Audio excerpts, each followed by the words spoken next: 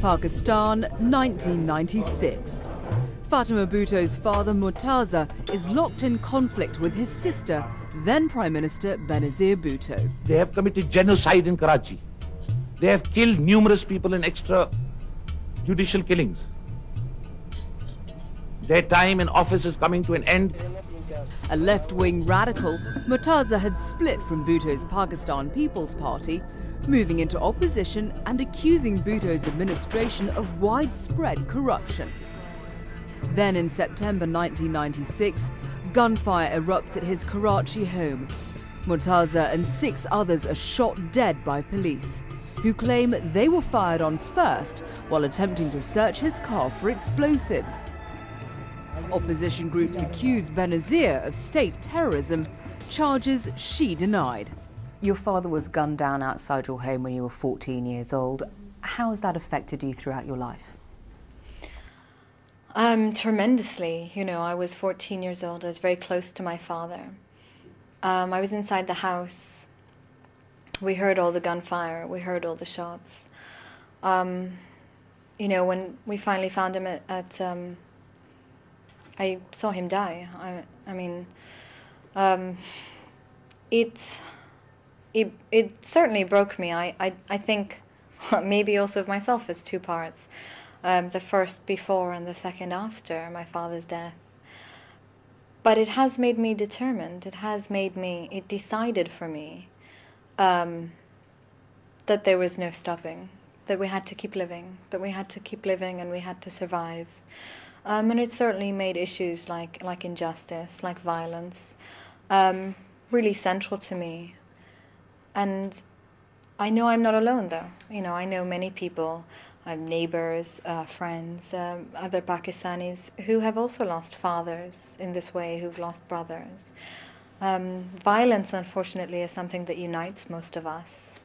And I think we have to work not only to stop this legacy of political violence, but also for accountability, so that it stops happening.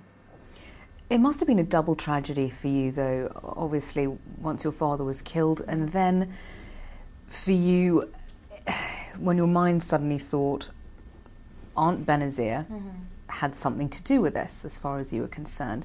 What did that realization do to you psychologically? Well, it was devastating, because I didn't just lose my father, I lost my father's family as well. I lost my aunts in one go.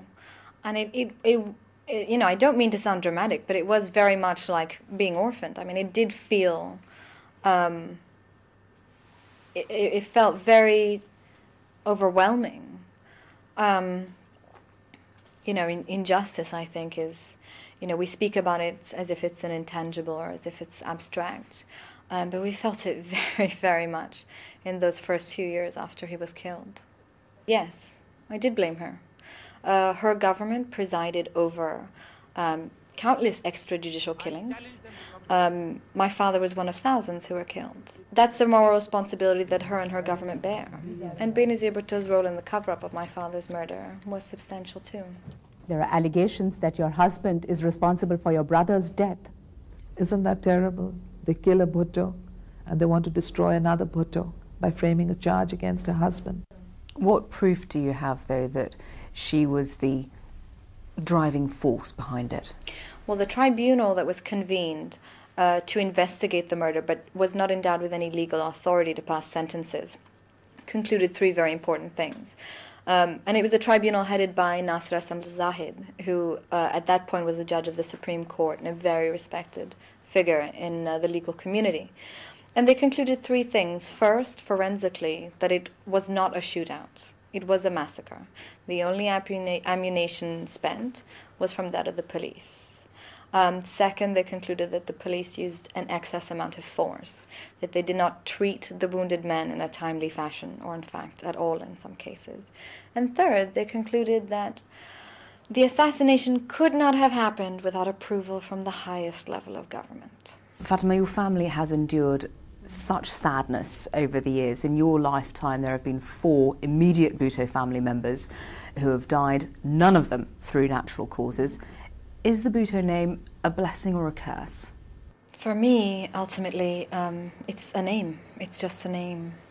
You know, it's funny to be held accountable to a surname. I think if you change my name, it doesn't change who I am.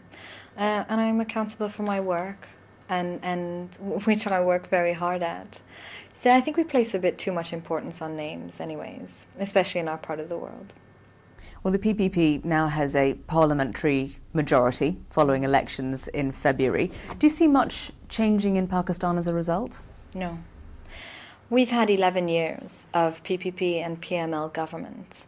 And it was one of enormous political incompetence, large-scale corruption. And I don't see that changing, to be honest. I don't see that changing in any way.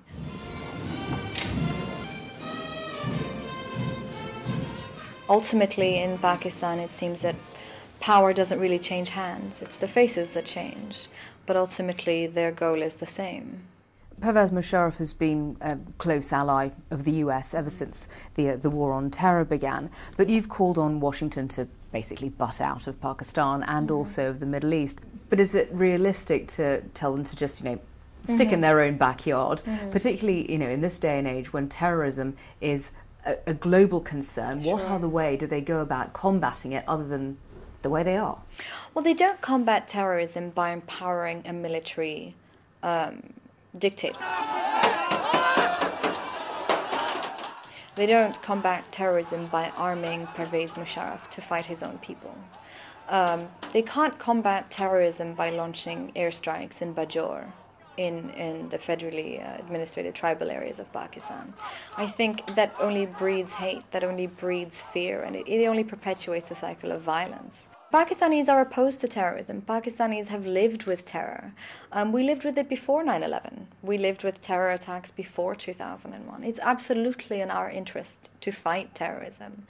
But when people feel that their government is working for a power that is not coming from the people, or a foreign power, they tend to be less sympathetic to their government. They tend to work against their government.